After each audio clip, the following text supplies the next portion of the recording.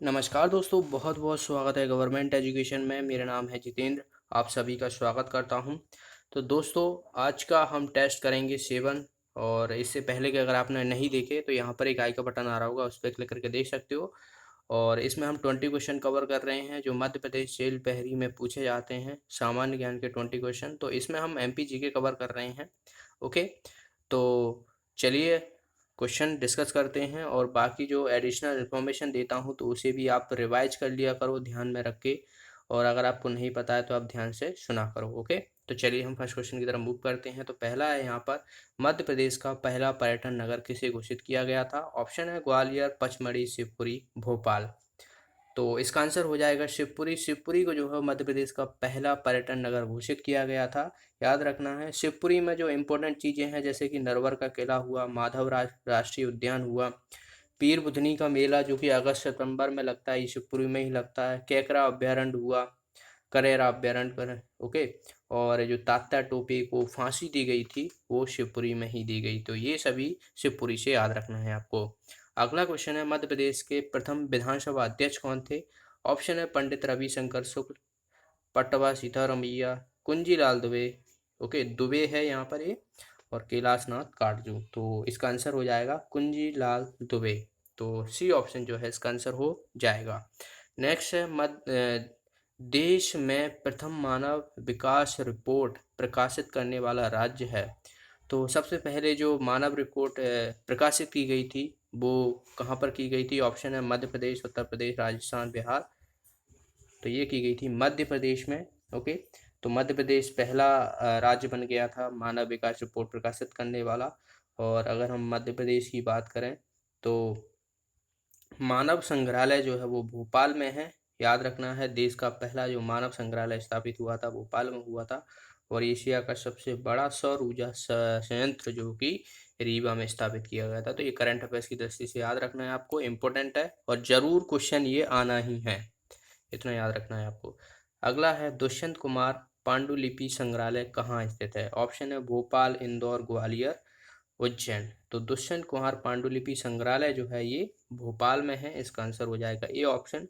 बाकी हम भोपाल से एक बार सभी जो स्टैटिक जीके है रिवाइज कर लेते हैं। वन विहार नेशनल पार्क है, राजा भोज की नगरी कहा जाता है, झीलों की नगरी कहा जाता है, ऐशबाग स्टेडियम हुआ, बड़ा तालाब, मानव संग्रहालय, भारत भवन, रविंद्र भवन, मिंटो हॉल, ये सभी जो है वो भोपाल में स्थित है।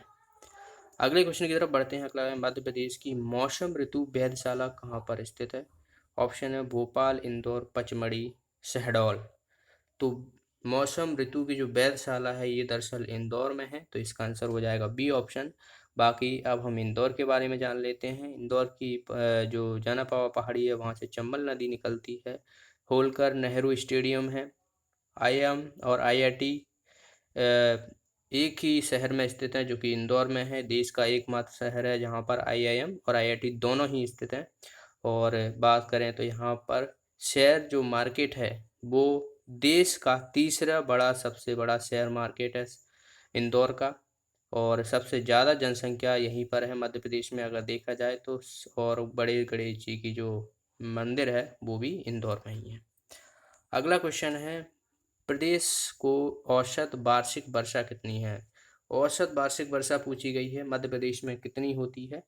तो ऑप्शन है 120 सेंटीमीटर, 112 सेंटीमीटर, 150 सेंटीमीटर, 110 सेंटीमीटर। तो इसका आंसर हो जाएगा 112 सेंटीमीटर। औसतन जो मध्य प्रदेश में वर्षा होती है वो दरअसल 112 सेंटीमीटर होती है। और मध्य प्रदेश में देखा जाए तो पचमढ़ी जो क्षेत्र है वहाँ पर सबसे ज़्यादा वर्षा होती है और सबसे कम जो है वो भिंड जिले में होती है। तो ये भी याद रखना है आपको। अगला क्वेश्चन है, मध्य प्रदेश में मालवा का पठार किस भाग में स्थित है? पश्चिमी भाग, पूर्वी भाग, उत्तरी भाग, दक्षिणी भाग। तो मैंने कई बार बताया हुआ है, अगर हम मैप देखें यहाँ पर तो ये मध्य प्रदेश का कुछ इस तरीके से मैप है। तो ये वाला जो क्षेत्र है वो मालवा का क्षेत्र है। ओके, ये वाला जो है वो मध्य भारत का क्षेत्र है। ये वाला जो है वो बुंदेलखंड का क्षेत्र है। ये वाला जो है वो रीवा पन्ना का क्षेत्र है। और ये वाला जो है वो बघेलखंड का हो गया। ये मेकाल श्रेणी होगी और नर्मदा सोन घाटी हो गई। ओके, तो ये सभी जो है वो आपको याद रखना चाहिए। तो देखिए यहाँ पर पूरब पश्चिम, तो पश्चिमी भाग में है। इसका आंसर हो जाएगा ए ऑप्शन। मालवा की गंगा जो है वो क्षिप्रा नदी को कहते हैं। तो ये भी याद रखना है आपको। मालवा का जो मोस्टली जो क्षेत्र है वो काली मिट्टी का बना हुआ है, क्योंकि जो लावा से निर्मित ये पठार है, पूरा मालवा का जो पठार है वो लावा से निर्माण हुआ है, और इसीलिए जो है वो काली मिट्टी, गहरी काली मिट्टी पाई जाती है। अगला क्वेश्चन है यहाँ पर, कर्क रेखा के समांतर मध्य प्रदेश की कौन सी नदी बहती है? ऑप्शन है चंबल नदी, बेतवा नदी, नर्मदा नदी, काली सिंध नदी। तो अगर देखा जाए तो कर्क रेखा कुछ इस तरीके से निकलती है। मध्य प्रदेश के जो है वो कितने जिलों से होकर जाती है कर्क रेखा? तो मध्य प्रदेश की बात करें तो हम यहाँ पे देखा जाए तो ये जो है वो नर्मदा नदी देखिए तो 16 जिलों से होकर जाती है, और कर्क रेखा जो है वो 14 जिलों से होकर जाती है। ठीक है, बाकी देखिए नर्मदा नदी यहाँ से निकलते कुछ इस तरीके से जो है वो बहती है, तो आप देखोगे यहाँ पर ये दक्षिण की तरफ, मतलब कर्क रेखा के दक्षिणी भाग में बहती है। अगर आपसे पूछा जाए कि कर्क रेखा के नर्मदा नदी जो समांतर बहती है वो कौन से दक्षिण में बहती है, उत्तर में बहती है, तो ये तो नॉर्थ हो गया, ये साउथ हो गया। ओके, तो साउथ में बहती है और मध्य प्रदेश के 16 जिलों से होकर गुजरती है। टोटल अगर हम मध्य प्रदेश में जो नर्मदा नदी की लंबाई देखें तो 177 किलोमीटर है। पूरी टोटल लेंथ देखें तो 13-12 किलोमीटर है। ये मध्य प्रदेश में है और ये पूरी टोटल है। अमरकंटक से निकल के जो है वो गुजरात के पास भड़ूत है, तो वहाँ पर जो है वो अरबियन सागर में गिर जाती है। और जलप्रपात की अगर हम बात करें तो जैसे कि सहस्त्र जलप्रपात जो कि महेश्वर में बनाती है, दुग्धधारा जलप्रपात जो हुआ अमरकंटक में, धुआंधार जलप्रपात हुआ तो ये भेड़ाघाट जबलपुर में बनाती है, और नर्मदा नदी को मध्य प्रदेश की जीवन रेखा कहा जाता है। तो इतने फैक्ट हैं, बारी और भी हैं, तो हम धीरे धीरे करके सभी को कवर करेंगे। अगला क्वेश्चन है, मध्य प्रदेश क्षेत्रफल से हिसाब से देखा जाए तो देश के क्षेत्रफल का कितना प्रतिशत है? ओके, यानी मध्य प्रदेश का जो एरिया है, अगर हम पूरा भारत का एरिया की बात करें तो उसका कितना प्रतिशत है? तो ऑप्शन है यहाँ पर 9%, 8%, 12%, 9.38%। तो इसका आंसर हो जाएगा डी ऑप्शन, 9.38% है। आपको 9.36 भी प्रतिशत लिखा मिल जाता है कहीं कहीं।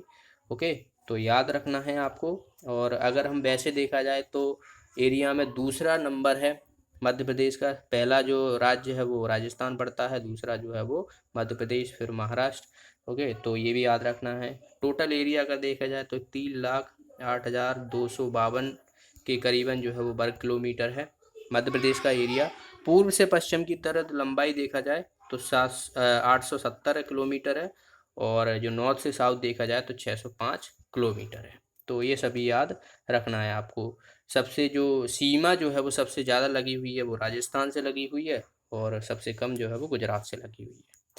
अगला क्वेश्चन है यहाँ पर, मध्य प्रदेश का सबसे बड़ा पठार पूछा गया है कि सबसे बड़ा पठार कौन सा है? मध्य भारत का पठार, मालवा का पठार, रीवा पन्ना का पठार, बघेलखंड का पठार। तो इसका आंसर हो जाएगा मालवा का पठार। तो बी ऑप्शन जो है इसका आंसर हो जाएगा। बाकी मैं मालवा के पठार के बारे में बता चुका हूँ। नेक्स्ट क्वेश्चन की तरफ मूव करते हैं। नेक्स्ट है यहाँ पर, मध्य प्रदेश का सर्वाधिक साक्षरता वाला जिला कौन सा है? इंदौर, भोपाल, ग्वालियर, जबलपुर। तो ये मैंने पिछले वीडियो में ही क्वेश्चन बताया था। तो इसका आंसर हो जाएगा जबलपुर। 81% के करीबन जो है वो यहाँ की साक्षरता है, लिटरेसी रेट है। ओके, और जबलपुर की बात करें तो रानी दुर्गावती की संग्रहालय हुआ, समाधि हुआ स्थित है। जबलपुर को संगमरमर की सिटी, मार्बल सिटी और न्याय की नगरी, महाकौशल नगर के नाम से भी जाना जाता है। तो इतना जो है वो आपको जबलपुर के बारे में जाना है। मुख्य पीठ जो है वो न्यायपीठ, जो बात की जाए जो हाई कोर्ट है वो जबलपुर में स्थित है। अगला क्वेश्चन है यहाँ पर, वर्ष 2011 की जनगणना के बात की जाए तो भारत के जनगणना महानिदेशक कौन थे? तो ऑप्शन है सी चंद्रमौली, कृपा शंकर मिश्र, प्रभाकर, डॉक्टर सुब्रमण्यम। तो इसका आंसर हो जाएगा प्रभाकर। प्रभाकर वन सांडेकर के थे। तो इन्हें जो है वो 2011 की जनगणना के हिसाब से जो है महानिदेशक, भारत की जनगणना के महानिदेशक थे। ओके, देखा जाए तो मध्य प्रदेश में जो जनगणना की गई थी स्टार्ट, वो 1881 में स्टार्ट की गई थी रेगुलरली। तो ये भी याद रखना है। घनत्व पूछ लिया जाए तो 236 जो है वो मध्य प्रदेश का। अगला क्वेश्चन है, मध्य प्रदेश को कितने प्राकृतिक विभागों में बांटा गया है? ऑप्शन है 5, 6, 7, 8। तो इसी वीडियो में मैंने आपको बताया था कि कितने भागों में बांटा गया है, बस ये नहीं कहा गया है कि ये भाग हैं। तो यहाँ तक देखा जाए तो अगर मैं बात करूँ तो ये आप देखोगे तो ये तो मालवा का हो गया, ये मध्य भारत का पठार हो गया, बुंदेलखंड, रीवा पन्ना, बघेलखंड, मैकाल पर्वत श्रेणी हो गई, ये नर्मदा सोन घाटी हो गई। तो कितने हो गए? 7 हो गए। 1 2 3 4 5 6 7, तो 7 भागों में बांटा गया है। नेक्स्ट है यहाँ पर मध्य प्रदेश में कुल भूमि में कृषि भूमि का प्रतिशत कितना है। अगर हम टोटल मध्य प्रदेश की भूमि देखें तो उसमें जो कृषि होती है वो कितनी प्रतिशत भूमि है, ये पूछा गया है। तो इसका आंसर क्या हो जाएगा? 49 के करीबन है, तो 50% जो है लगभग इसका आंसर आ जाएगा। तो सी ऑप्शन जो है इसका आंसर हो जाएगा। ओके, तो करीबन जो है वो 49%, मतलब आधा हिस्सा मान सकते हो कि कृषि जो है वो मध्य प्रदेश में होती है ज़मीन पर। नेक्स्ट है यहाँ पर मध्य प्रदेश का 51वां जिला कब अस्तित्व में आया था। 51वां जिला जो है वो कब अस्तित्व में आया था? ऑप्शन है 15 अगस्त 2000, 15 अगस्त 2013, 26 जनवरी 2013, 2 अक्टूबर 2013। तो इसका आंसर हो जाएगा 15 अगस्त 2013 में आया था। 51वां जिला जो बना था वो आगर मालवा बना था, आपको याद हो तो। ओके, तो ये भी याद रखना है। नेक्स्ट है यहाँ पर मध्य प्रदेश के मालवा को कहा जाता है। तो मालवा का क्षेत्र है उसे क्या कहते हैं? और हम गेहूं का भंडार, झीलों का क्षेत्र, ओके ये चित्र हो गया, दरअसल क्षेत्र है, और मैंगनी क्षेत्र, यह सभी। तो इसका आंसर हो जाएगा गेहूं का भंडार। मालवा का जो क्षेत्र है उसमें गेहूं ज़्यादा होता है, तो इसीलिए जो है वो गेहूं का भंडार कहा जाता है। अगला क्वेश्चन है यहाँ पर मध्य प्रदेश में न्यूनतम तापमान किस माह में दर्ज किया जाता है? ऑप्शन है दिसंबर, जनवरी, फरवरी, नवंबर। तो मध्य प्रदेश में जो न्यूनतम तापमान है वो जनवरी में नोट किया जाता है, तो इसका आंसर हो जाएगा बी ऑप्शन। सबसे जो अगर आपसे पूछा जाए कि सबसे अधिक तापमान जो है वो कौन सी जगह जो है वो नोट किया गया था, तो गंज वासुधा में जो है वो सबसे अधिक तापमान जो है वो नोट किया गया था मध्य प्रदेश में। नेक्स्ट क्वेश्चन की तरफ मूव करते हैं। नेक्स्ट है पचमढ़ी में औसत वर्षा कितनी होती है? तो ऑप्शन है 212 सेंटीमीटर, 250 सेंटीमीटर, 200 सेंटीमीटर, 210 सेंटीमीटर। तो मध्य प्रदेश में जो पचमढ़ी क्षेत्र है वहाँ पर सबसे ज़्यादा वर्षा होती है, और यहाँ पर जो है वो 212 सेंटीमीटर तक जो है वो यहाँ पर औसतन वर्षा है पचमढ़ी में। ओके, अगला क्वेश्चन है यहाँ पर, और सबसे कम वर्षा कहाँ पर होती है? भिंड में होती है। नेक्स्ट है यहाँ पर भगवान आदिनाथ की प्रतिमा किस जिले में स्थित है? ऑप्शन है दतिया, ग्वालियर, बड़वानी, खरगोन। तो भगवान आदिनाथ, जैसे हम 52 गजा के नाम से भी जाना जाता है, जो जैन तीर्थ स्थल है, तो ये दरअसल जो है वो बड़वानी में है। ओके, तो याद रखना है, ये जो मूर्ति है दरअसल जो 72 फीट ऊंची मूर्ति है। ओके, तो ये आपसे पूछा जा सकता है, याद रखना है। और जो बड़वानी का क्षेत्र है, जो बड़वानी है दरअसल इसको नीमाड़ का पेरिस कहते हैं। ओके, तो ये भी याद रखना है। चलिए अगला क्वेश्चन देखते हैं। नेक्स्ट है और लास्ट क्वेश्चन है ये, घाटी गांव अभ्यारण्य मध्य प्रदेश के किस जिले में स्थित है? जबलपुर, ग्वालियर, होशंगाबाद, भोपाल। तो घाटी गांव अभ्यारण्य जो है ये ग्वालियर में है, तो बी ऑप्शन जो है इसका आंसर हो जाएगा। ग्वालियर के बारे में हम जान लेते हैं, तो जो लक्ष्मीबाई की समाधि, लक्ष्मीबाई फिजिकल इंस्टीट्यूट जो है वो ग्वालियर में ही है।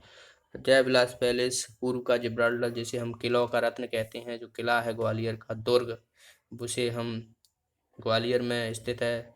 और अगर हम बात करें तो गज राजा जो मेडिकल कॉलेज है मध्य प्रदेश का पहला, जो कि 1946 में स्थापित किया गया था, ये भी ग्वालियर में ही स्थित है। ओके, तो इतने सभी आपको ग्वालियर के बारे में याद रखना है। तो आज के इस वीडियो में इतना ही। आपका कितना स्कोर रहा कमेंट बॉक्स में ज़रूर बताना। वीडियो अच्छा लगा, इन्फॉर्मेटिव लगा हो तो वीडियो को लाइक और कम से कम एक स्टडी रिलेटेड ग्रुप में ज़रूर शेयर कर दिया करें, तो जिससे हमें मोटिवेट मिलता है और हम भी आपके लिए अच्छे अच्छे कंटेंट और भी प्रोवाइड कराने की कोशिश करेंगे। तो आप लाइक और शेयर ज़रूर कर दिया करें, और जो भी साथी नए हैं चैनल को सब्सक्राइब कर लें, और बेल आइकन बन के आएगी उस पर भी क्लिक कर लीजिएगा, जिससे क्या होगा कि आपको जब वीडियो अपलोड होगा ना तो उसका नोटिफिकेशन मिल जाएगा और आप वीडियो का लाभ उठा सकेंगे। तो मिलते हैं अगली वीडियो में। Thanks for watching the video. Have a nice day.